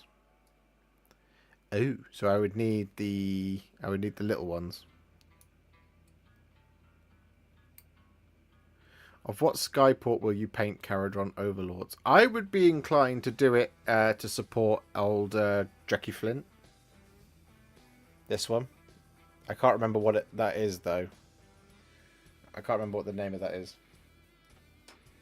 That would be what I would probably veer towards.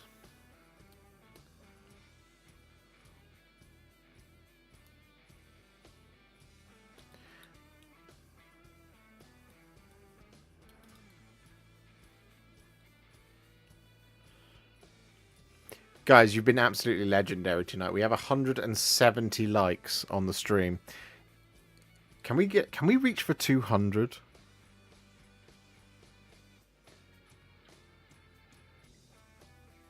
Can we do that?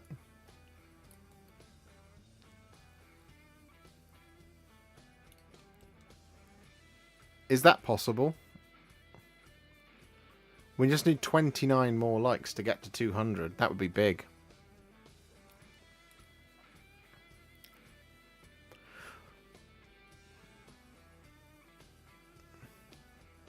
We also, as Dan points out, if we get 18 more members, guys, we'll hit 569. We'll have the blessed number.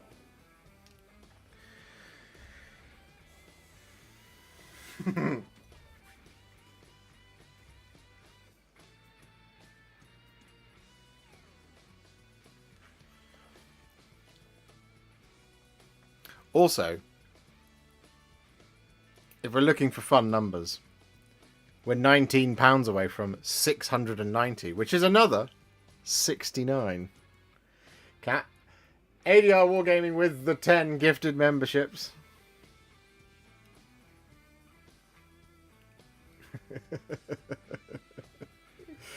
Thank you very much, Mr. the Adam. What an absolute bloody legend. 561. We're 8 away now. What's your preferred Flesh Eater Court sub-faction? In terms of how they play at the moment in the Battle Tome, I really like Morgaunt. And I really, really like Hollowmorn. Painting Hollowmorn is quite fun, because it's all greens and grumpy greens. Painting Morgaunt is really fun because it's really striking. It's the pale skin with the bloodied hands, like the sort of red pinky hands. It looks great. It's really striking on the table, and when you have them all together, it looks wonderful.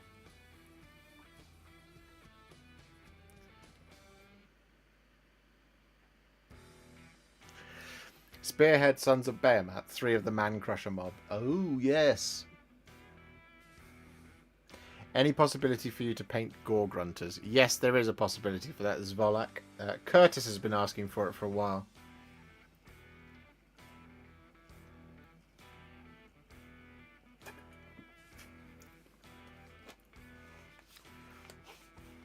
I would like to purchase more keys on your keyboard. Wash the brush. Travis, it's very kind of you. Thank you. I'm not sure.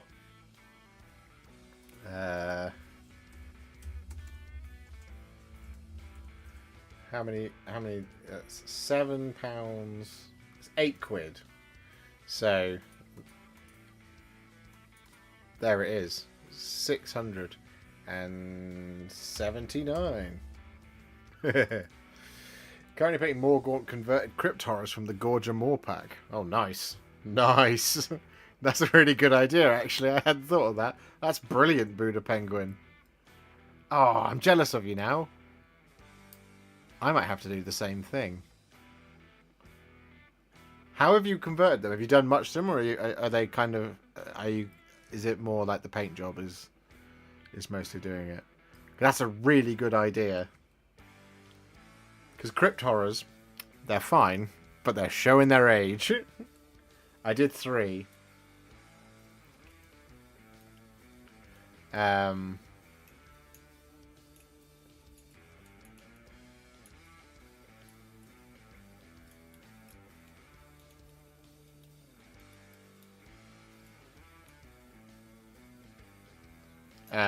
I've got 3 more to do, but I like your idea of getting some Gorge and Warpack to do it.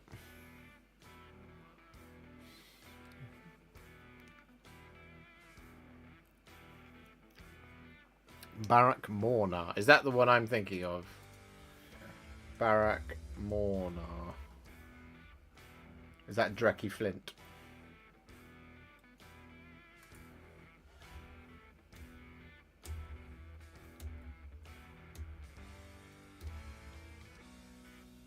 Oh, it's a pretty cool colour scheme. What was the other one you were saying? Barak... Barak Thring. Barak Thring. Oh, that's a sick colour scheme. White and red. Oh. Ooh. Ooh, that's a bit pretty. That's very, very pretty. I like that. I like that a lot. Stop it. Stop it. Stop it. Stop being sexy. Oh, it's very nice. It is a frigate, isn't it, in the box? It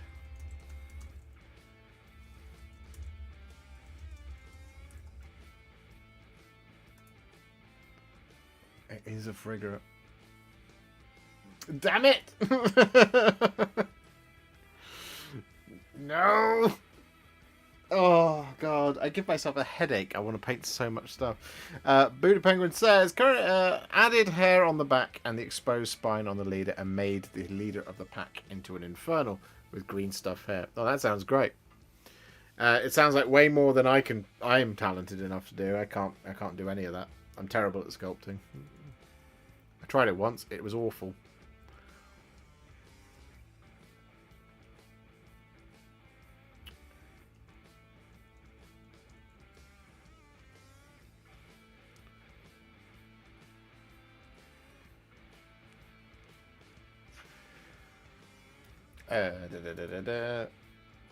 Hello, Kataro. How are you, buddy?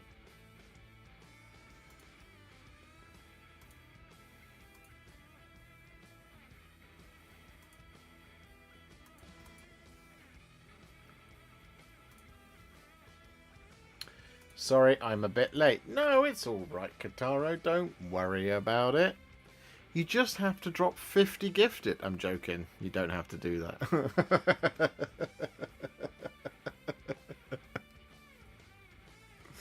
Imagine. Can you imagine? Oh. Pressed the wrong button, that was all.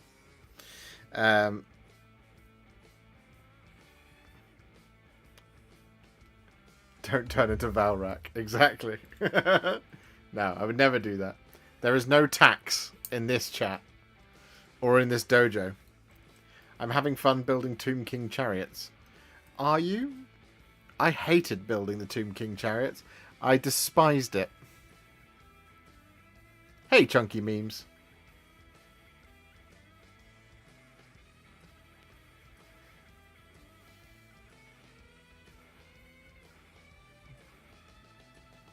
Oh, I'm very full of dinner. I've just realised how full of dinner I am.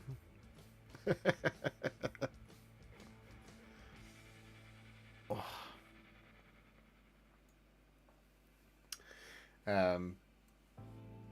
We are 12 likes away from 200 now, guys.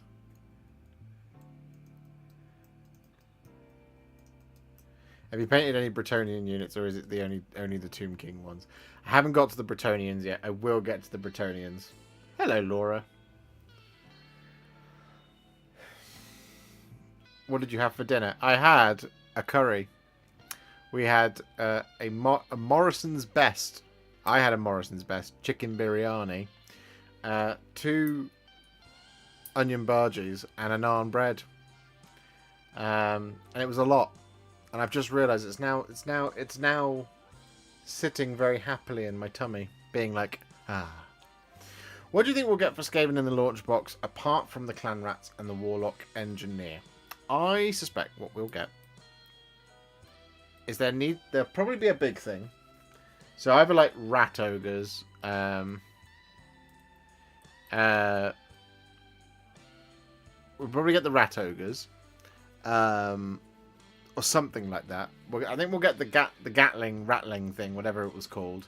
I think there'll be some Warlock Giselles in there, because it did mention that they are in there.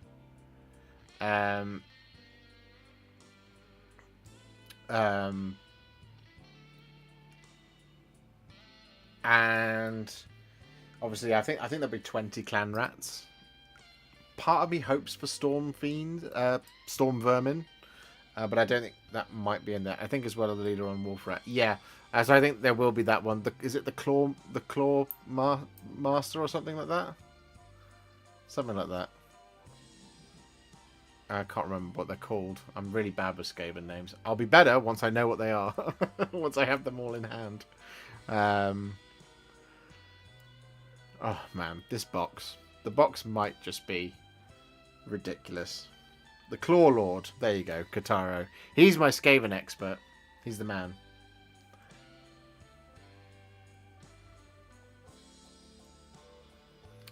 Yeah, the Giselles I'm pretty confident on, because they talked about in the Warlock Engineer release. When they were talking about that, they said he buffs friendly Giselles, and I was like, cool, that means they're in the box.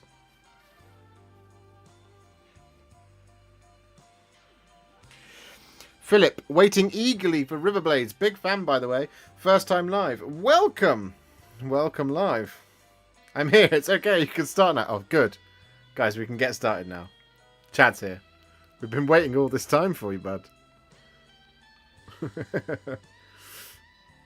So if we... Oh, no. That's the wrong one. So if we go here, and I get rid of this, you'll be pleased to see, Philip, that the Riverblades are indeed ready. They're good to go. So the video is on its way. I might put this one out tomorrow. It's this one or the rest of Pyre and Flood. Pyre and Flood is now fully built. Fully built? It's fully painted. So we've got all of Pyre and Flood. It's good to go. Here is the Deacon of Flame. There he is. Old cross old fiery ghost man. And we have these guys as well. The Balefire Guard and stuff like that. So lots and lots of cool stuff. We got one of the sort of the river dancers as well. There you go.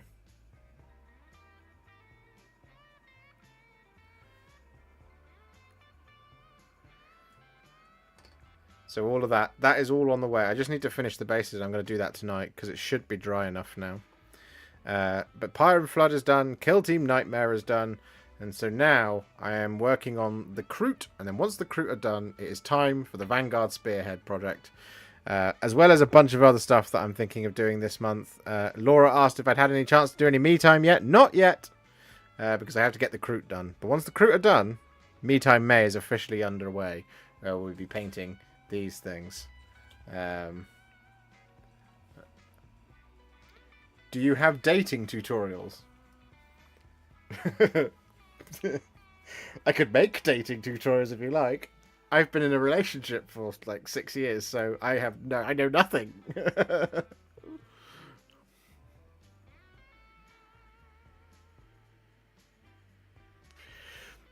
Basing.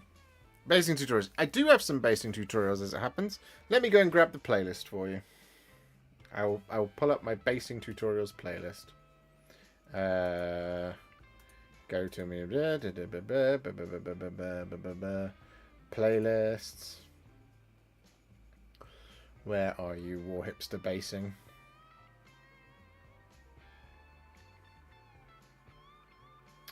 Warhipster paints.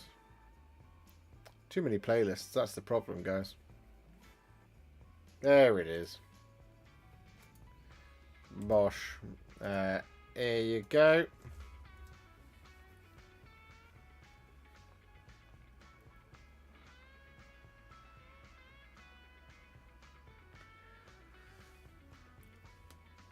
I could use a how to keep a relationship tutorial.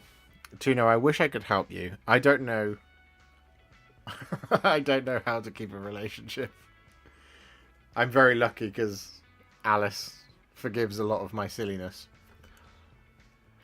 Chewy's here. Spent most of today trying to dissuade myself from buying the Seraphon Vanguard set since that announcement. Chewy, maybe take some time out this month because there will be a Carnosaur video and I don't know if that'll help.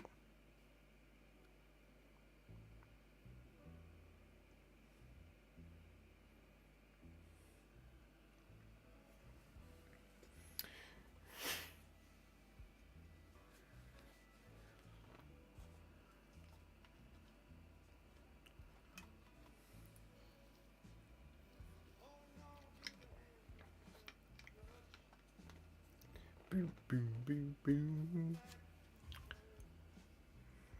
I wonder if...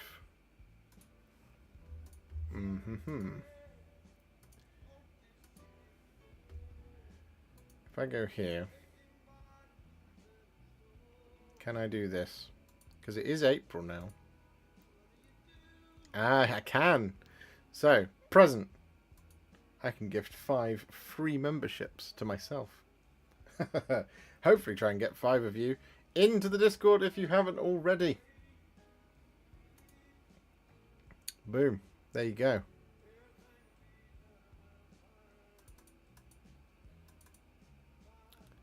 So, for those who won the sniping there, that puts us on 566, by the way. Congratulations. Make sure you come and join us in the Discord if you haven't already. We're also, guys, we're 2 likes away from 200. That'll be a record live, I think. If you've got a like to donate, please do consider dropping a like.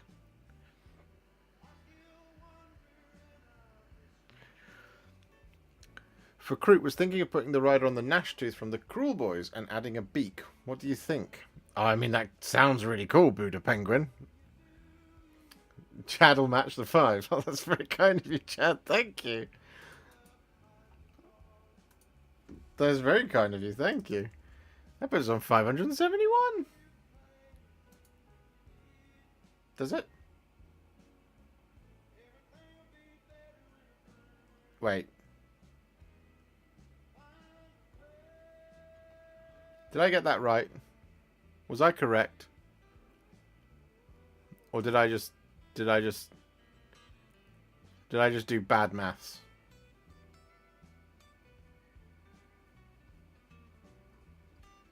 No, I think I was correct. I am correct. There we go.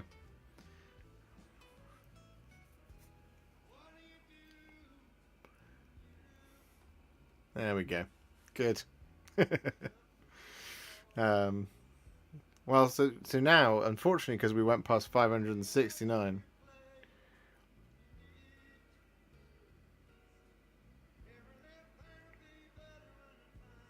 We just need 29. 29 gifted members will throw us over 600. We'll have had 200 likes on the stream. You guys are unbelievable. Thank you so much. 200 likes on the stream. Unbelievable. 207 likes on the stream. That's fantastic. You love to see it. Love to hear it. Love to feel it. Um, so if we just pick up 29 new members, we'll have gone over 600. This would be an absolutely unbelievably successful stream. This is kicking off Me Time May correctly, in a good way. No, honestly, it's been a great stream. Fantastic stream. I'm so excited for the AoS 4 launch box. So for those of you who haven't been around for the majority of the stream, just to recap, the Spearhead rules, the Spearhead battle mat that you put down on the ground with objectives, printed objectives, whether they're printed on the mat or not is something that we don't know. But the map plus objectives, plus the cards, plus the Spearhead rules, plus all of the faction rules for playing Spearhead are included in the AoS 4 launch box, as is the General's Handbook 2024 to 25, as is the core rulebook, as is 2 Spearheads, one for the Stormcast Eternals, one for the Skaven. Obviously, that's the Stormcast versus Skaven, and both of those things in there will be a Spearhead. They've already previewed Yndrasta's Spearhead, Spear Host, whatever it's called, Celestial Host or something like that.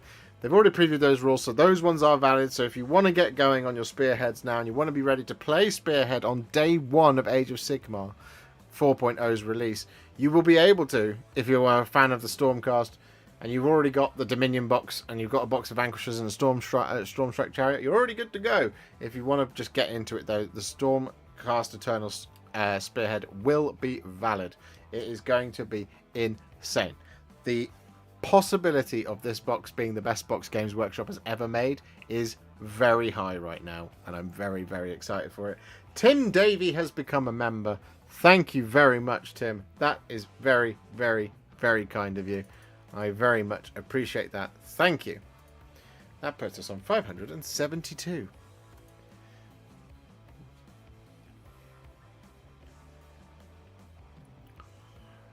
I really wonder how the new rules are going to be. I love the competitive side of the game. I think there is going to be a massive shift in competitive gaming for Age of Sigmar. I just get this feeling right now that this version of the game might possibly be the best version of competitive play that there's ever been. But also because Spearhead looks so promising that there's that for just engaging and getting going. We haven't seen Path to Glory yet. But I love so much this modular thing that they keep talking about, the modular nature of the rules, and that you'll be able to tack on things and take things away based on what you want to play or based on what the battle plan says to do, which I think is really cool. And that's, part of me for that is like, oh, does that mean there might be, like, even at a competitive stage, what if there's parts of the battle plan that are like, none of your magic works?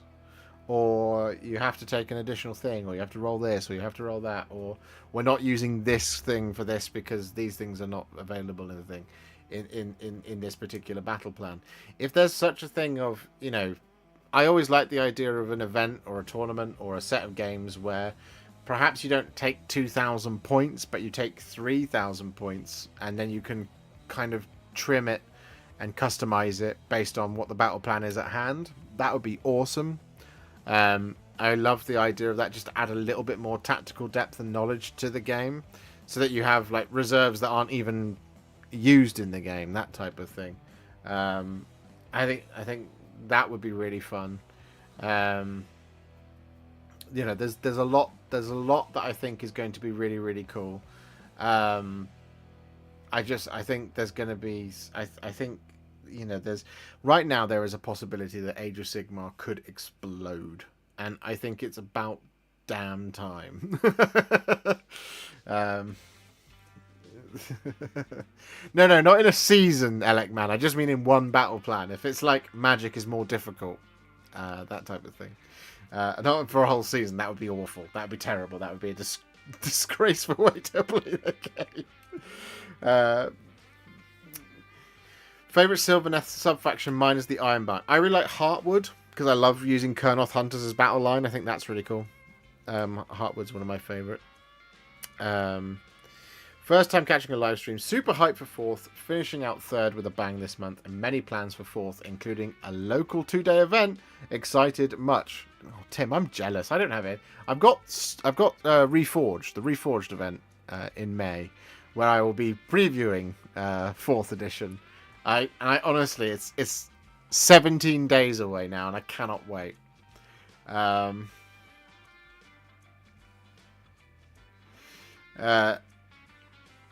Like, honestly, I just, if AoS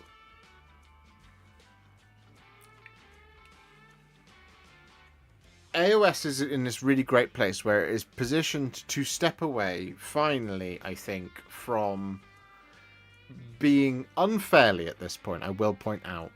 We're 3 editions in, and yet people are still judging it based on the actions of the way it came about. And I get it. The old world Warhammer Fantasy Battles ending the way it did, and then Age of Sigmar replacing it the way it did, wasn't good. I think Games Workshop would probably put their hands up and say, yeah, we got that wrong. But now the old world is back. The old world is out there. Age of Sigmar should no longer be judged by that anymore. And this now feels like a phoenix rising from the ashes at last. Not that I ever think it was ever in any really bad state. I've always loved it.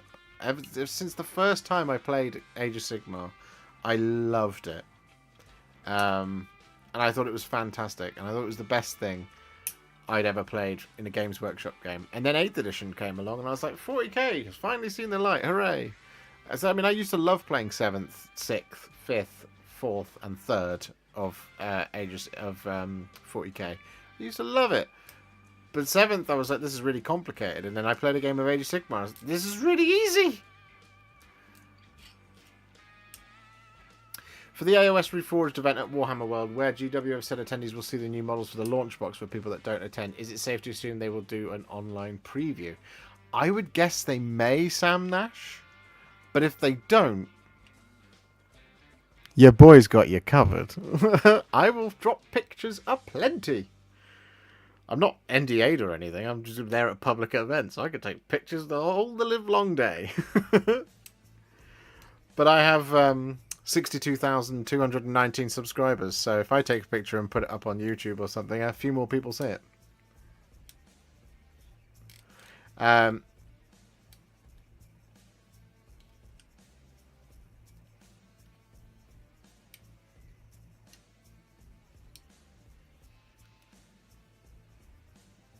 I'm excited for more battle reports with Liam. Yes, yes. I am also excited for that. One of the things I've said to him is if I can get like 10 spearheads done, can I come down and we can film a bunch of them and we can do a bunch of streams? And he was like, no, I hate you. And I was like, oh, that's a shame. I quite liked you.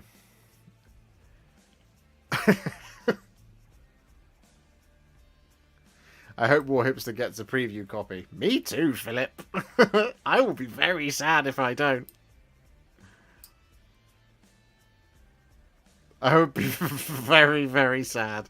I think if AoS 4 comes out and they send a preview copy to everybody, but they don't send it to me, that would be the time that I would make a very tone deaf video that is just like, why don't they love me?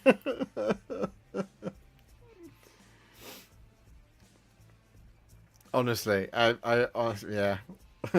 I think I would make a video that would be very, very upset. Adam,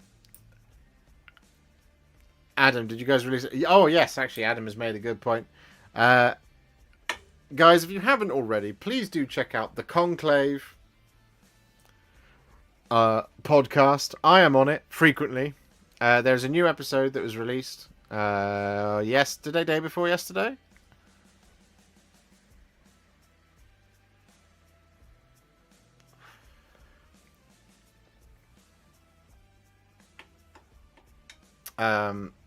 You can hear me talking about all kinds of things.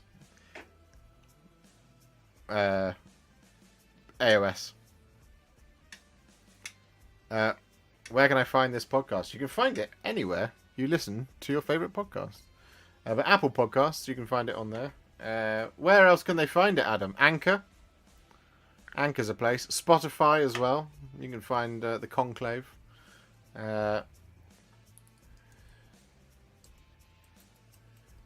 We are no longer just the Conclave 40k.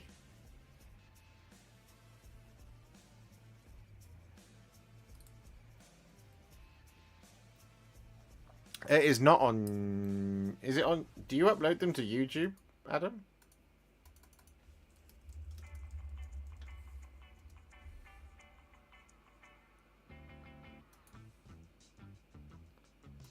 When was the last time you did one? Call of the Crab, 2 years ago.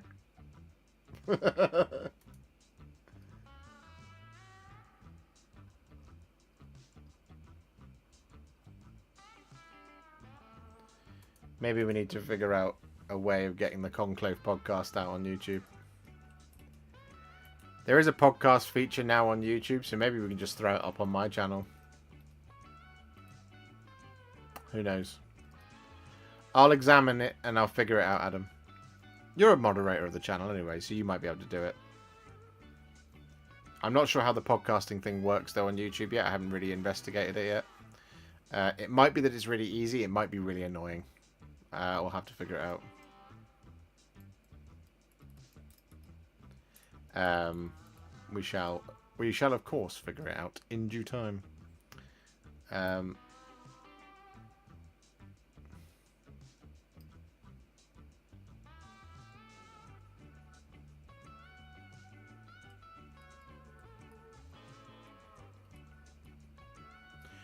But guys, it is 10:33. This has been probably one of the best streams we've ever done. 75 new members. 212 likes. We had peak concurrent viewers of 228. That's a really successful stream for a Wednesday. Honestly, like, that's bizarre. It's bonkers. We've had 75, as mentioned, we've had 75 new members. That's incredible. That's some super chats. Many months of membership celebrated. And we're on 62,219 subscribers. Let's see if that number has gone up. It has. 60,220. That's what we like to see. We like to see that number growing at all times. Because the long road to 100k is many, many steps. Something profound. I don't know. So, guys, thank you so much for hanging out with me tonight. It is time for me to pootle off and paint some crew. Yep. Because the work never ends. But what I will say is a massive thank you to Mark Watson, Mini Painting Dad, Monadeer77, Sam Nash, Mega Brune, Star Pilot 94, Lugubrious Crumhorn, Dahi McGibbon, Ventress Dark, Elec Man 24, Gary Waldron, Yamail Angmar, ADR Wargaming, Travis Woodside, Chad Stewart, and Tim Davey for the gifted memberships, for becoming members, and for the super chats, and for the months of membership. 33 months of membership from Mark Watson. It's unbelievable. Unbelievable. I really appreciate it, and I love you. Thank you very much. You guys are the best. AoS 4. Be there or be square. Just don't be square. Just be there, okay? Just be there. There's no be there or be square. Just be there. It's going to be incredible. It's going to be the best thing ever. And if it's not, I will... I don't know. I'll do something. I'll perform a forfeit. You guys can decide what the forfeit is, because you're the chat. You're in charge. If it's awful, then, you know, like I said, I will eat humble pie. Not a pie made of humble. But you guys can pick the forfeit, whatever it is I have to do. If it's terrible... it's up to you. But AoS 4, get hype, get ready. It's going to be incredible. I'm 99% certain it's going to be the best thing ever. Eat a fully assembled Helldrake. The forfeit is you have to take a day off. Laura, no. Please don't make me. When is it due for release? I don't know. If it's bad, the beard goes. Okay, yeah. If AoS 4 is bad, I will shave my beard. I will shave my beard, and I shall no longer be beard guy or beard hipster for probably about 2-3 months, and then it'll be back.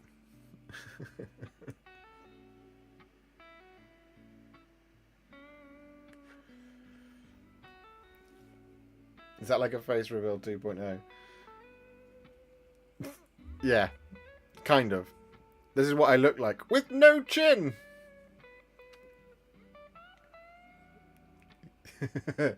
Anyway, guys, thank you so much. I am going to raise the hand of farewell.